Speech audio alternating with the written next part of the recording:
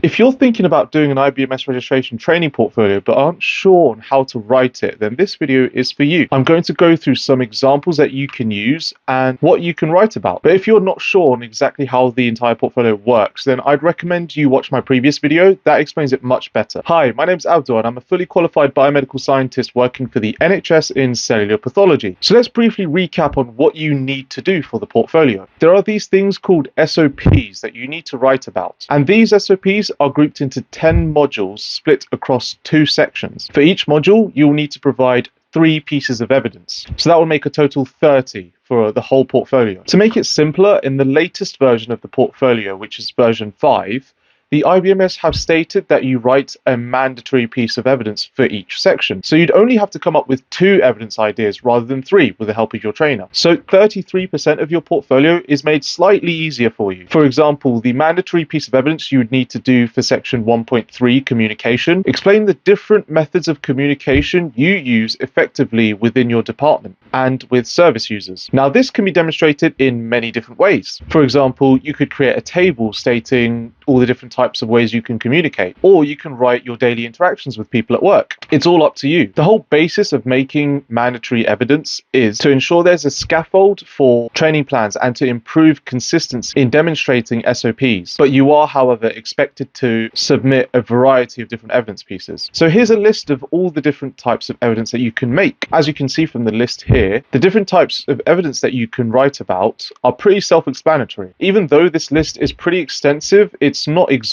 Evidences can be in so many different forms, which is great because you can get really creative with some of them. Using photos are a great way of showing you working in the lab, and it only requires some annotation to count as one piece of evidence. For one of my pieces of evidence, I did a week in the life diary, and I wrote down all the different types of people I spoke to. I wrote about how and what I communicated with them, and I used that as evidence for my communication module. So like I said, you could be really creative with this, and it is those creative ideas that make the best portfolios. As I mentioned before, you have to use a variety of evidence types throughout your portfolio, and you have to keep in mind that this portfolio is all about you. It is really important to keep that in mind when writing your evidence pieces. For every piece of evidence you do, you have to try and mention how you were involved in that situation. To help you with this, try and write in the first person format when writing your evidence pieces. When writing your evidences, always keep in mind and mention your role, so this means your scope and what you do when at the limit of your practice. The department, what you do for the department, what the department requires of you, and what does the department do for you? And the same goes for the trust. So that's pretty much the way you should gear your portfolio when writing your evidences. Try not to think of it as a university essay that you've just been given a random topic to write about. Like I said, this is all about you and how you work in the lab as a biomedical scientist. Before I move on to what makes good pieces of evidence, I want to speak on what makes evidences poor. Top of the list for poor evidences is if the evidence is not relevant to the HCPC standards. What I like to do when writing my portfolio was to have the HCPC standards in front of me, and I kept referring to them to make sure I didn't go off topic or started veering off to another module inadvertently. So make sure to stick to the point you're trying to make. Second on the list would be random pieces of work with no context, annotation, or evaluation. For example, a poor evidence piece would be a copy of your competency or a temperature chart. You need to be able to give an explanation of why those documents are important and why it's relevant to you and your role with relation to the HCPC standards, of course. So what you could do is you could make notes around the document and give more context. Say if it is a competency, you could write why it's important that you're competent in that task, and what is it about this competency specifically that shows that you have the ability to perform that task, or how has this helped you and the department. Alternatively, going back to the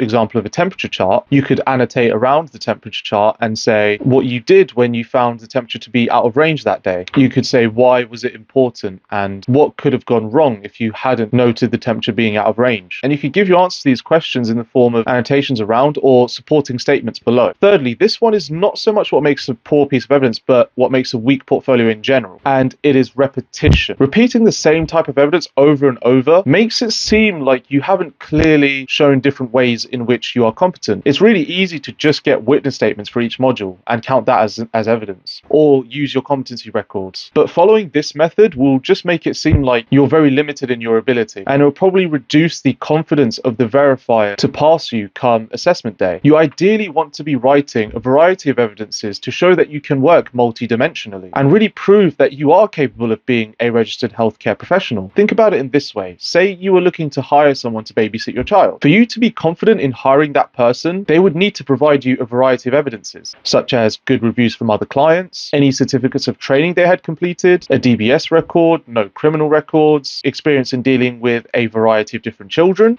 and how they're able to adapt to different child's needs, etc., etc. The point I'm trying to make here is that you would need to see a good variety of evidence for you to be sure that nanny is right for your child. I'd hope you wouldn't hire someone that just flashes a few pieces of paper around with witness statements from people you don't know saying, I saw them change a nappy once, so yeah, they're cool. So again, make sure to use a variety of different types of evidences. Last on the list of poor evidences is one that can be slightly confusing, and it is writing perfect pieces of work. Yes, I know, it sounds counterintuitive and feels totally wrong, but hear me out. Firstly, let me explain what I mean by perfect pieces of work. So let's say, for example, you're writing for the communication part of the portfolio, and you've decided to do a nice big table filled with all the different types of communication in great detail with examples of how you demonstrated each one to perfection. If you're thinking this sounds like a great piece of work, I would totally agree with you. It sounds amazing and would very much be considered very good evidence. However, here's where it can go against you. Even though I mentioned that the portfolio is entirely about you and how you work, that's not entirely 100% true.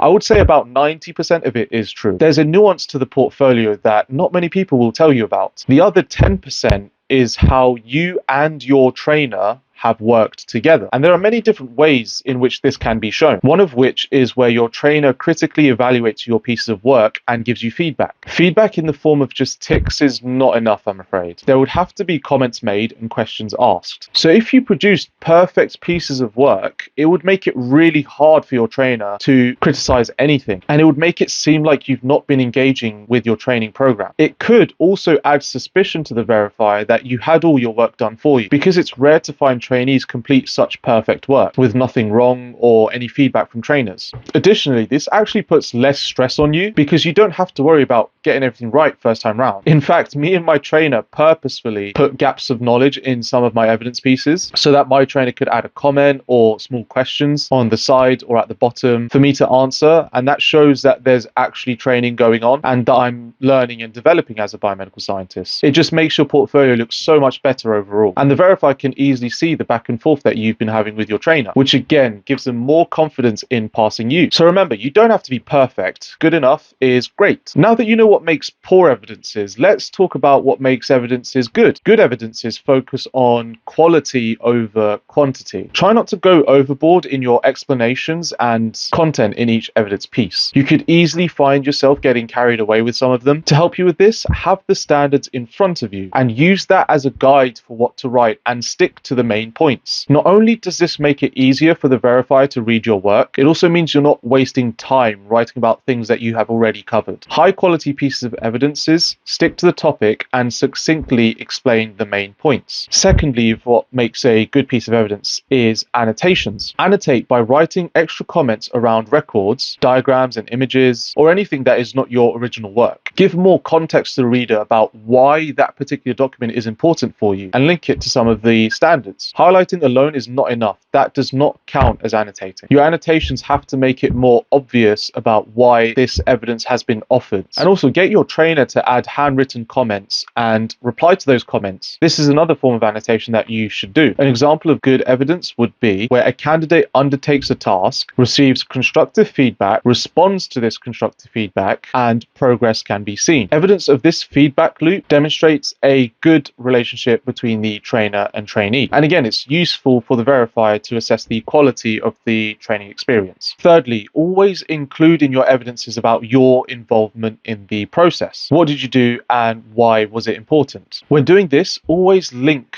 the work you do to the patient result diagnosis, and treatment. I like to call this the golden formula, and I've spoken more about this golden formula in my other videos, so feel free to have a look at those, and whilst you're there, hit subscribe so you don't miss out on any related content. So like I said before, this portfolio is all about you and how you work, or at least 90% of it is. Avoid textbook style writing and make it more personalized, showing the verifier that it is you who is doing the task for the benefit of the patient, to ensure they get accurate results and get the right diagnosis and therefore the right treatment plan. That is the heart of why you do things as a biomedical scientist. So that's it. That's how you should write your portfolio. Hopefully that made sense, or at least cleared up some confusion about how to actually write the portfolio. If you have any questions, feel free to leave it in the comments below or in the Slack group, to which I'll leave a link in the description below. If you found this video helpful, leave a like. If you haven't, leave a dislike and let me know why. Thank you very much for watching, and take care.